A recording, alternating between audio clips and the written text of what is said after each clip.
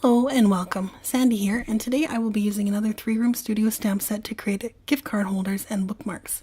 In my last video I used the I Heart book set to create a card, and the set on the right called One More Chapter is a collection of sentiments to do with the love of reading, and it's also a good set for book lovers who are also coffee or tea lovers. I'm going to start with gift cards holders, and for the holders I made I used this Mama Elephant Lucky Envelope die set. This die makes an envelope that fits a gift card perfectly with a flap closure that tucks into the back. You'll see I've got an Indigo Books gift card, and I really like the Indigo bookstore here where I live because not only do they have books and planner goodies, but there's also a Starbucks right in the store, so that makes a really good gift. I'm using my Misty stamping tool, but it's not necessary for this. I'm just not a great stamper, and this tool allows me to stamp the image a second time if I make a mistake or if I want to stamp multiples of the same images. I'm using Simon Says Stamp 80-pound cardstock in Desert Storm color and Simon Says Stamp Fog dye ink. I really like this ink color for no-line coloring. I'm coloring in the images using colored pencils, and you'll see the numbers I used up on the screen. Colored pencils are not my usual go-to coloring medium, but for darker colored cardstocks, they're nice and opaque, and they show up really well against the background, and so I've actually been reaching for them more. The ones I have are Prismacolor, and I like them a lot, but there are many other brands that I haven't tried, so I'm no expert. My technique is to use a light hand and lay down thin layers of color to prevent getting a waxy buildup. I know some people like to use Gamsol or baby oil to blend, but I've never tried that, and I don't mind seeing the pencil texture. And in this case, I'll be going over the coloring with some other embellishments anyway. To finish the image up, I'll just add a shadow at the bottom so it doesn't look like the mug is floating in space. And then it'll be back to the Misty. And I'm going to add an embossed sentiment. I have used an anti-static powder tool on the area to make sure the embossing powder only goes where I want it. And I'm using Simon Says Stamp Clear Embossing Ink for the embossing powder to adhere to. It's comparable to Versamark ink, and I like them both and I use them interchangeably. For this one I'm using Ranger embossing powder in platinum. This is my favorite color in my entire drawer full of embossing powders. It's a beautiful shiny silvery gold. So I just poured the powder over the embossing ink and used a spare piece of paper to collect the excess and put it back in the jar. I've used another image on another die cut envelope, and this time I'm using another Ranger embossing powder in copper. This was the first time I'd ever used it, so I was experimenting, and I love the color. I think this would be just stunning on black. Ooh! I was just going to leave the book image uncolored, but I thought it was getting a bit lost, so I just colored the pages white. To assemble, just fold down the bottom and side flaps. I use some thin strips of double-sided adhesive, but a tape runner would do just as well. The opening for the flap is already cut from the die.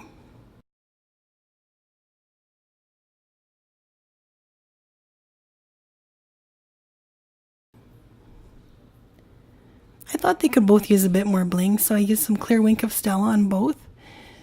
Since it's clear, it doesn't change the color underneath, it just gives it a bit of sparkle. And then I added some glossy accents to the mug for some shine and dimension. Glossy accents dries clear, and it really makes the color underneath look a lot richer.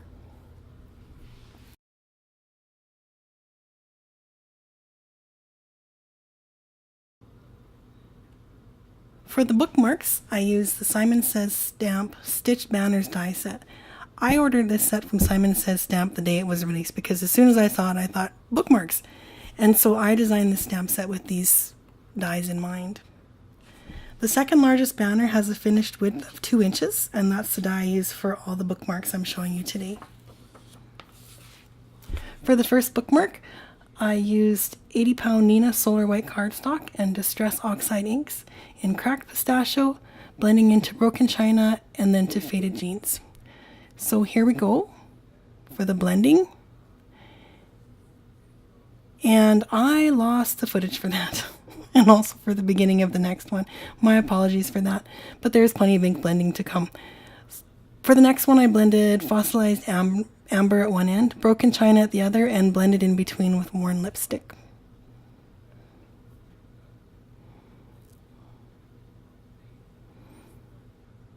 I used a distress sprayer to spray some large water drops over the ink. and I lifted that up with a paper towel. I did this a couple times and I was a bit alarmed at those two big splotches on the left, but in the end I really liked the way it turned out since the sentiment was going over top of that area anyway. And once I was done, I put those aside to dry. For the next set of bookmarks, I had a very specific color palette for inspiration. I think this box set of Harry Potter books is so beautiful and it makes a great gift. Instead of a card, I wanted to make bookmarks to go with it, using the color of the books for inspiration.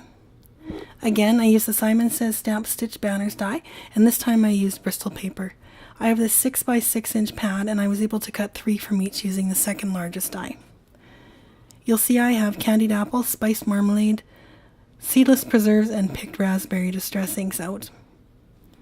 I wanted to match the colors on the book as closely as possible, but I don't have every color of ink, so I did a lot of testing on the scrap paper on the right. And for the inks that I own, seedless preserves mixed with picked raspberry was the winner for closest match to the color of Harry Potter and the Deathly Hallows.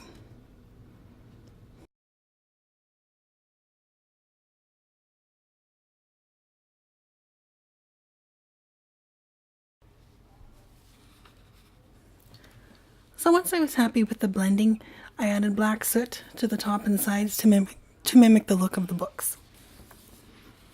It was the same process for the next bookmark. I was matching the colors of books 1 to 4.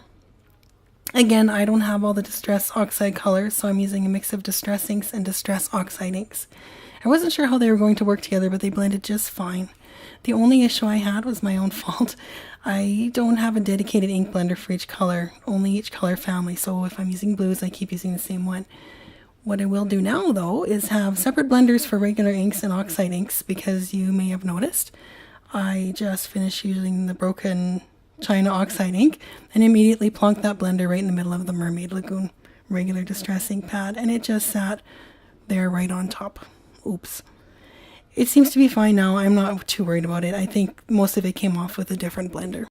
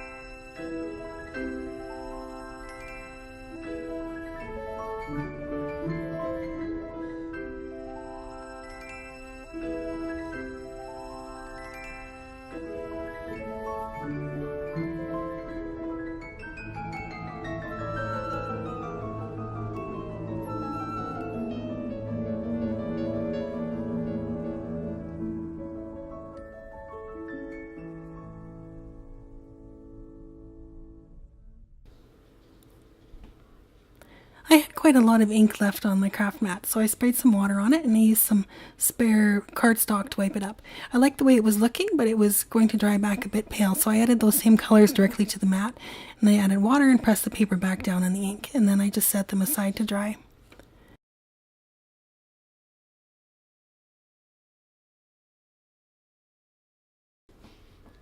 These pieces I had left to dry overnight, so I didn't have to worry about all the ink still being wet. Again, I used an anti-static powder tool, embossing ink, and for these sentiments I used Wow Metallic Gold Rich Pale Embossing Powder. That's the gold that most closely matched the gold on the Fantastic Beasts and Where to Find Them book.